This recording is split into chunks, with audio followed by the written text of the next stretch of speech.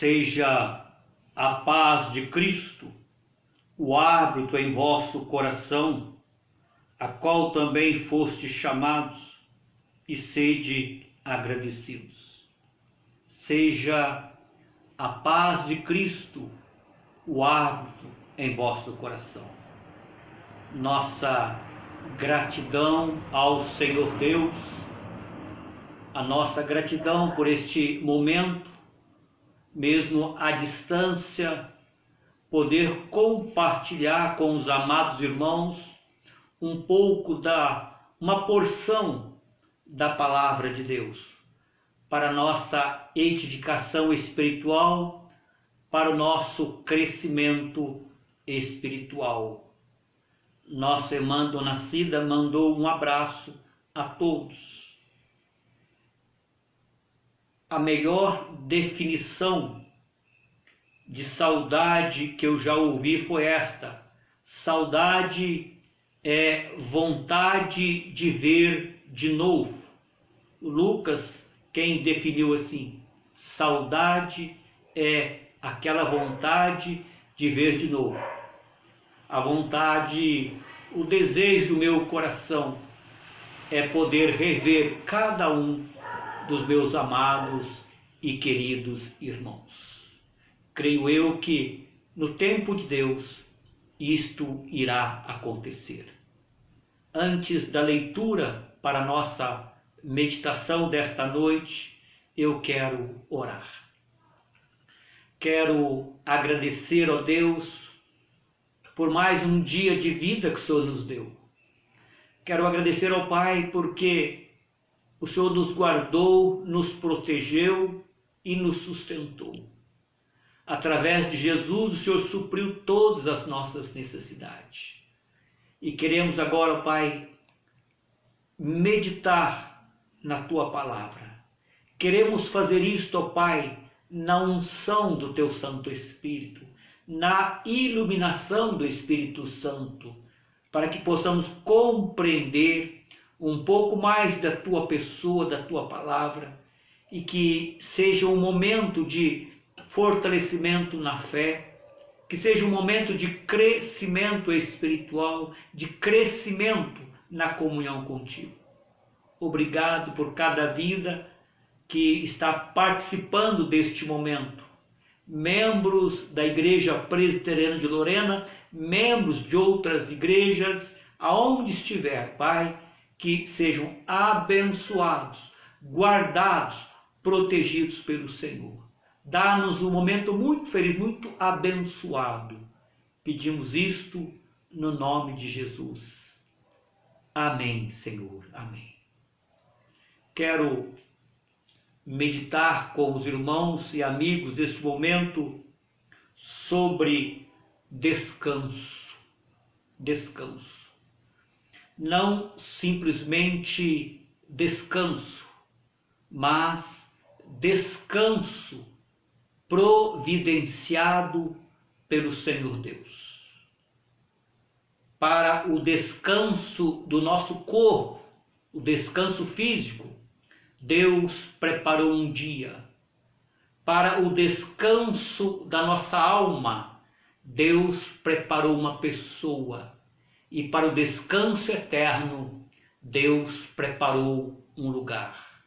Repito, para o descanso físico do corpo, um dia. Para o descanso da alma, uma pessoa. Para o descanso eterno, um lugar. Um dia, uma pessoa e um lugar. O texto se encontra na carta aos Hebreus. Peço a você, se for possível, abra a sua Bíblia nesta carta aos Hebreus, Hebreus no capítulo 4. Eu quero estar lendo Hebreus capítulo 4, do versículo 1 ao versículo de número 13. E eu chamo a atenção do irmão, do amigo, preste atenção na leitura, quantas vezes aparece a expressão descanso.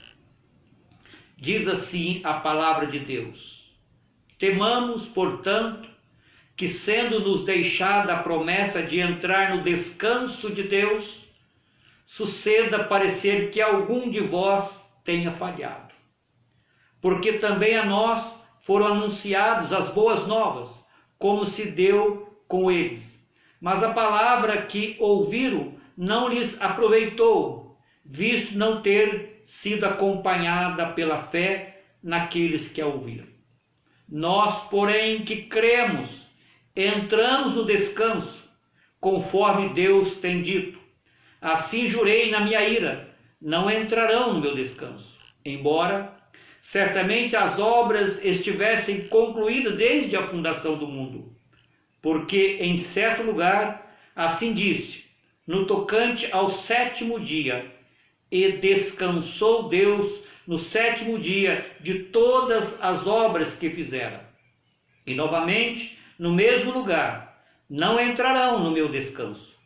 Visto, portanto, que resta entrarem alguns nele e que, por causa da desobediência, não entraram aqueles aos quais anteriormente foram anunciadas as boas novas.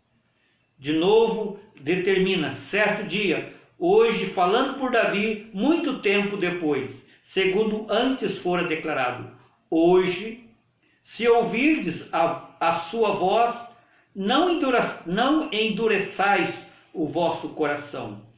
Ora, se Josué lhes houvesse dado descanso, não falaria posteriormente a respeito de outro dia. Portanto, resta um repouso, ou seja, um descanso para o povo de Deus. Porque aquele que entrou no descanso de Deus, também ele mesmo descansou de suas obras, como Deus das suas. Esforcemo-nos, pois, por entrar naquele descanso, a fim de que ninguém caia segundo o mesmo exemplo de desobediência. Porque a palavra de Deus é viva e eficaz, e mais cortante do que qualquer espada de 2 gumes, e penetra até o ponto de dividir alma e espírito, juntas e medulas, e é apta para discernir os pensamentos e propósitos do coração. E não há criatura que não seja manifesta na sua presença. Pelo contrário, todas as coisas estão descobertas e patentes aos olhos daquele a quem temos de prestar contas. Até o versículo de número 13. Hebreus, capítulo 4, versículo 1 ao versículo de número 13. Carta aos Hebreus. Carta aos Hebreus. Quem era ou quem foi aquele povo? O povo hebreu. Eram judeus. Hebreus eram judeus convertidos a Cristo, convertido ao cristianismo. Alguém diz que Abraão foi descendente de Éber, aí o nome Hebreus. Carta aos Hebreus, motivo da carta. Estes judeus convertidos estavam passando por uma grande perseguição e estavam resolvidos a voltarem para trás, deixarem o cristianismo e voltar para o judaísmo. A carta aos Hebreus é um incentivo, é uma exortação à perseverança. A tônica da carta aos Hebreus é perseverança, manter-se firme no cristianismo, manter-se firme na pessoa de Jesus, correr com perseverança, olhando sempre para Jesus, o autor e consumador da fé. Portanto, a tônica da carta aos Hebreus é perseverança. Mas eu quero, como já disse, dar como tema desta nossa meditação descanso providenciado pelo Senhor Deus. Observe o versículo 5, meu descanso. O versículo 9, portanto, resta um repouso, ou seja, um descanso para o povo de Deus. Descanso é importante para cada um de nós. Nós descansar, cada um descansar. E me chama a atenção que o Senhor Deus, em seu amor, graça, misericórdia e sabedoria, pensou e pensa no nosso descanso. Então, ele providenciou. Eu quero meditar com vocês sobre 3 descansos. Como disse no início, descanso para o corpo, descanso para a alma e descanso eterno. Mas antes me chama a atenção o versículo 9. Portanto, resta um repouso, um descanso para o povo de Deus. Observaram? Descanso para o povo de Deus. O descanso providenciado por Deus é para aqueles que fazem parte do seu povo. No Antigo Testamento, Deus tinha um povo, o povo de Israel. No Novo Testamento, Deus tem um povo, a igreja. Não estou falando aqui de denominação. Estou falando biblicamente sobre este povo. Quem faz parte deste povo? Todos aqueles que foram eleitos, escolhidos pelo Deus Pai na eternidade. Todos aqueles que foram eleitos e redimidos pelo Deus Filho na cruz do Calvário e selado pelo Deus Espírito Santo. Então faz parte desse povo aquele que foi escolhido pelo Deus Pai, redimido pelo Deus Filho e selado pelo Deus Espírito Santo. É para este povo que Deus preparou o descanso que vamos falar nesse instante. Primeiro descanso, descanso para o corpo, ou seja, descanso para o físico. É interessante perceber que o versículo 4, e descansou Deus no 7º dia de todas as obras que fizeram. Preste atenção nesta expressão, e descansou Deus. Se nós voltarmos para Gênesis, o primeiro livro da Bíblia, o livro das origens, o livro do começo, do princípio, nós temos ali a narração da criação de Deus em 6 dias. E diz Gênesis que no 7º dia Deus descansou de todas as suas obras. Eu estava pensando hoje pela manhã sobre esse assunto, me veio à mente um texto que se encontra em Isaías capítulo 40. Eu quero ler para os irmãos. Observe. Não sabes, não ouviste que o eterno Deus, o Senhor, o Criador dos fins da terra, nem se cansa e nem se fatiga? Observaram? Isaías diz que Deus não cansa e nem se fatiga. Então, por que Deus descansou? Meus irmãos, olhando para as Escrituras Sagradas, eu creio que o Senhor Deus, como diz aqui, o Senhor Deus, o nosso Deus, ele não cansa. O cansar faz parte do ser humano. Deus não cansa. Então, como entender esta expressão de Hebreus e de Gênesis, que no 7º dia Deus descansou? Deus descansou é uma linguagem, eu creio aqui que é uma forma pedagógica, ou seja, esse relato de Deus descansou, ele queria e ele quer nos ensinar algo sobre o descanso físico. Esta linguagem é chamada pelos teólogos de antropoformismo, ou seja, é uma forma humana de Deus dizer. Então Deus descansou. Eu creio que aqui tem um fundo pedagógico, ou seja, Deus mostrando a nós humanos que nós não somos máquinas. Nós não somos máquinas. O nosso corpo, Deus mostrando para nós que o nosso corpo, o nosso físico, ele necessita de descanso. Não somos máquinas. Nosso corpo, nosso físico precisa de descanso. E para o descanso, então, físico ou do nosso corpo, Deus providenciou um dia. Se nós voltarmos para Gênesis, ele descansou no 7º dia. Nós caminhamos para o 2º livro da Bíblia, o Êxodo, nós encontramos ali em forma de mandamento. Lembrar do dia do sábado para descansar. Agora pode surgir o seguinte questionamento. Se o 7º dia, o sábado, foi separado por Deus para o descanso, por que nós, igreja, nós cristãos, por que o cristianismo hoje guarda o domingo? Por que o domingo hoje é para nós dia de descanso?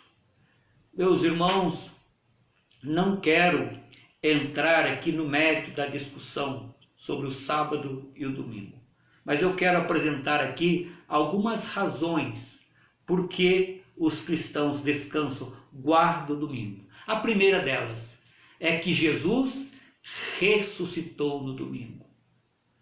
Estudando a doutrina bíblica da ressurreição, nós chegamos àquela conclusão bíblica: se Jesus não ressuscitasse, tudo era em vão, não haveria salvação. Primeiro motivo, primeira causa, a ressurreição de Jesus aconteceu no domingo. Jesus ressurreto, ele ficou aparecendo aqui aos seus por um período de 40 dias. E é interessante que em todas as vezes que Jesus apareceu, aconteceu aos domingos. O Espírito Santo, no Pentecoste, foi derramado sobre a igreja no domingo. E a partir da ressurreição de Jesus, a igreja primitiva, os cristãos, não mais reuniram aos sábados, e sim aos domingos, chamado biblicamente de o primeiro dia da semana. Por esta razão, por este motivo, ou por esses motivos, por essas razões, que nós cristãos hoje guardamos o domingo. Mas como guardar este dia? Não é um dia de inércia, um dia para ficar sem fazer nada. Domingo, dia do Senhor, e o restante da semana também é do Senhor. O domingo é consagrado, é separado. É para nós cristãos deixar de lado as nossas atividades seculares e dedicar mais a nossa vida espiritual. É um dia para reabastecimento a nossa vida espiritual. Não estou dizendo que devemos viver a vida cristã somente aos domingos. Não, todos os dias da semana. Domingo é um dia de cessar as nossas atividades seculares, normais, e dedicar mais a nossa vida espiritual, como disse, um dia para reabastecer a nossa vida espiritual. Então, para o descanso físico, Deus preparou um dia. Este dia, hoje, é o domingo. Segundo descanso, descanso para a alma. A alma é aquela parte imaterial, invisível, imortal do ser humano. No ato da criação, lá em Gênesis 2, versículo 7, diz que Deus nos formou do pó da terra e soprou na narina o fôlego da vida, e o ser humano passou a ser alma vivente. Pó da terra, corpo, fôlego, o espírito, alma. Não quero também entrar no mérito da discussão sobre dicotomia ou tricotomia, mas pensando na nossa alma, a nossa alma, ela sofre. A nossa alma sofre angústia, a nossa alma sofre tristezas, a nossa alma sofre abatimento. Olha quanta coisa interessante. A alma, ela sofre de angústia, ela sente tristezas, ela sente abatimento. Lembra de Davi? Porque estás abatido, a minha alma. Lembra do Senhor Jesus? a minha alma está profundamente triste. Lembra de Ana, a minha alma está angustiada. E a nossa alma, ela sofre cansaço. Olha que coisa interessante, a nossa alma, ela sofre cansaço. E o cansaço, a angústia, o abatimento, a tristeza da alma reflete no nosso físico, no nosso corpo. Mas sobre alma cansada, eu quero ler em Jeremias, livro do profeta Jeremias, capítulo 31, versículo Jeremias 31, versículo 25. Deus diz assim: porque satisfiz a alma cansada e saciei a toda alma desfalecida. Observaram? Alma cansada, alma desfalecida. E Deus está dizendo, Deus é quem sacia uma alma cansada. É saciar, é extinguir. No caso, Deus é quem sacia uma alma cansada. Deus é quem extingue o cansaço de uma alma.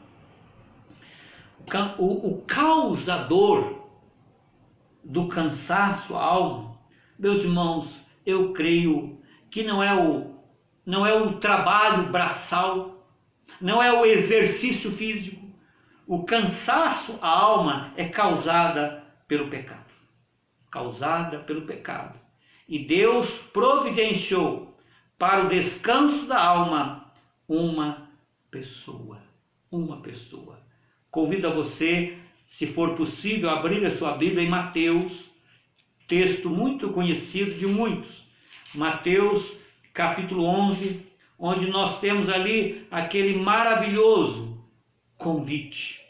Jesus vendo a situação das pessoas, não situação física, não enfermidade, mas vendo a situação, a alma das pessoas, ele diz assim às pessoas: vinde a mim, todos os que estáis cansados e sobrecarregados, e eu vos aliviarei.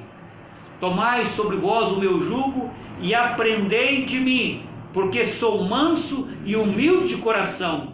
Observe agora: e achareis descanso para a vossa alma. Observaram?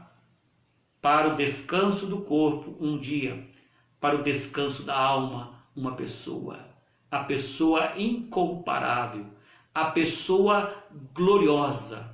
A pessoa do Senhor Jesus Cristo. O descanso, a alma, o remédio à alma, chama-se perdão. Perdão. Quero compartilhar com os irmãos uma experiência. Uma ocasião, eu estava me preparando para o culto na congregação Altos de Santana, em São José dos Campos. Entrou uma moça e se apresentou e disse que ela era psicóloga, estava vindo do seu consultório. E ela disse: eu quero conversar um pouco, que eu já não estou aguentando mais. E ali, depois de um pouco de conversa, ela me diz assim: eu sei que os meus pacientes precisam de algo, mas eu não sei o que é. Eu sei que eles precisam, mas eu não sei. Eu disse a ela: eu sei do que os seus pacientes precisam. Eles precisam do perdão de Jesus, ou do perdão de Deus. O Davi, no Salmo 23, ele diz para Deus: refrigera a minha alma.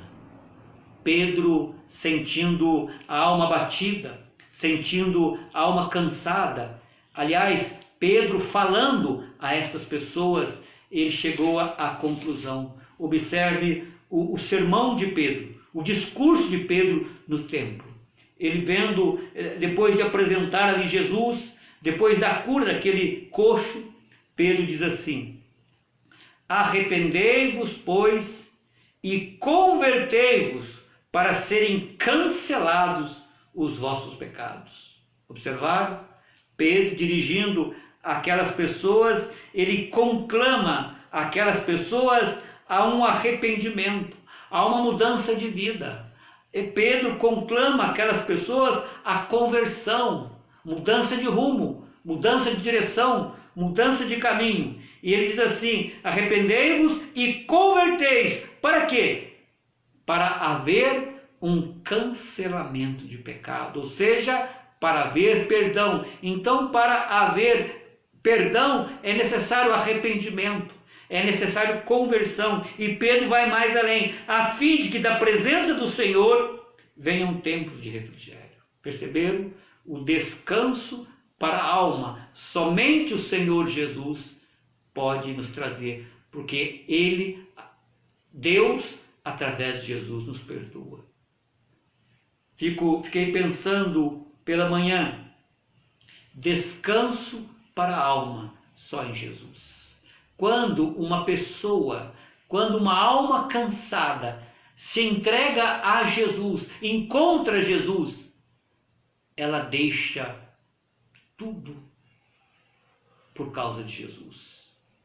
A mulher samaritana deixou o seu canto. Quando ela encontrou Jesus, ela entendeu que Jesus era tudo o que ela precisava. Os crentes de Tessalônicas deixaram os ídolos para servir o Deus vivo. O apóstolo Paulo deixou sua posição, a sua fama, deixou todas as coisas, seus valores monetários, deixou tudo, porque ele entendeu que Jesus é suficiente para a sua vida. Meus irmãos, Jesus, ele é suficiente. E uma pessoa, uma alma cansada, ela vai descansar, sossegar, acalmar, somente quando encontrar com Jesus. Não estou falando do encontro eterno, estou falando de uma experiência de vida neste mundo, uma transformação. Somente Jesus pode dar, somente Jesus pode trazer descanso à sua alma. Terceiro e último descanso, descanso eterno. Se para o descanso físico Deus preparou um dia, para o descanso da alma uma pessoa, para o descanso eterno um lugar. Este lugar é chamado na Bíblia de céu. Céu. Como fiquei pensando hoje pela manhã, como que a Bíblia descreve a morte de um salvo? Como que a Bíblia? Como que Deus vê? Como que nós vemos a morte de um salvo? Como que nós vemos a morte de um ente querido? E como que Deus vê? No Salmo 116, há um versículo que me chama muito a atenção. Salmo 116, versículo 15. Diz assim: preciosa é aos olhos do Senhor a morte dos seus santos. Santos aqui não é pessoa impecável. Santos aqui são pessoas separadas do mundo para Deus. Quando um servo de Deus, uma filha de Deus, vem a falecer, como que Deus olha? Diz a Bíblia, nós lemos o Salmo, é precioso. Eu fico imaginando ao morrer um salvo, Deus olhando para aquele quadro e Deus vendo ali, que preciosidade. Sabe por quê, meus irmãos? Porque logo após, imediatamente, aquela pessoa, a alma daquela pessoa entra no descanso eterno, entra no céu, na presença de Deus. E é interessante que o Apocalipse, capítulo 14, nós temos uma expressão que me chama muita atenção. João dizendo, o apóstolo João dizendo: então ouvi uma voz do céu dizendo, escreve, preste atenção, escreve o quê? Bem-aventurados os mortos, que desde agora morrem no Senhor. A palavra bem-aventurado significa alguém muito feliz, alguém muito feliz. Morrem no Senhor, sim, diz o Espírito. Olha o que o Espírito Santo diz: para que descansem das suas fadigas, pois as suas obras o acompanham.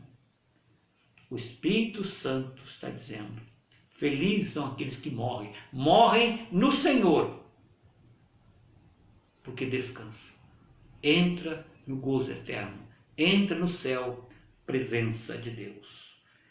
Meus irmãos, no céu no céu não entra pecado. Eu estava vendo hoje pela manhã Apocalipse 21, versículo 27. Nela aqui é a Jerusalém celeste, o céu. Nela nunca jamais penetrará coisa alguma contaminada, nem o que pratica abominação e mentira, mas somente os escritos no livro da vida do Cordeiro. Céu não entra pecado. No céu não há pecado, no céu não há cansaço, no céu não há luto, no céu não há morte, no céu não há tristeza. Eu estava vendo também hoje o Apocalipse 21:4, dizendo: Ele enxugará dos olhos toda lágrima, e a morte já não existirá, já não haverá luto, nem pranto, nem dor, porque as primeiras coisas passaram. Apocalipse capítulo 22, João dizendo: Então me mostrou o rio de água da vida, brilhante como cristal, que sai do trono de Deus e do Cordeiro.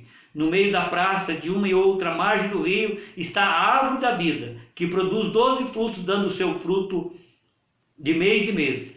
E as folhas da árvore as folhas da árvore são para a cura dos povos. Observe agora, nunca mais haverá qualquer maldição. Nela estará o trono de Deus e do Cordeiro, os seus servos o servirão. Local de descanso. Descanso providenciado por Deus para o seu povo. Descanso para o físico, um dia, hoje o domingo. Descanso para a alma, o Senhor Jesus. Descanso eterno, Deus preparou um lugar chamado de céu. Que Deus abençoe muito seu coração. Antes da oração final, quero dizer aos irmãos da Igreja de Lorena: tome cuidado nesses dias, nesses momentos.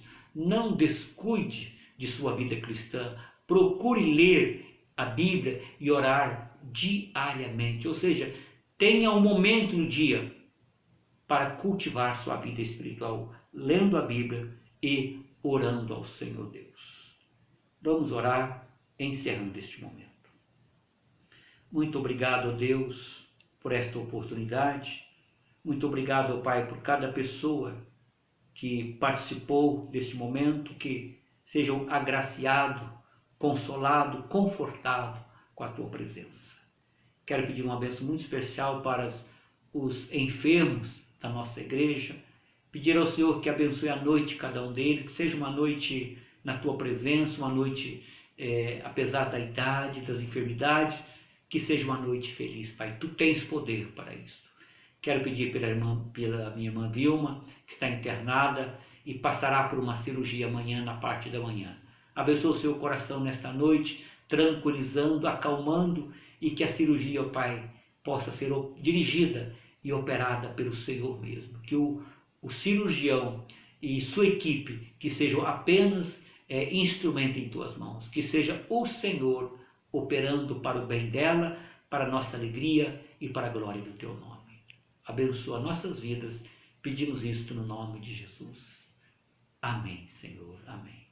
Deus abençoe a cada irmão, a cada amigo, e lhes conceda uma noite muito feliz.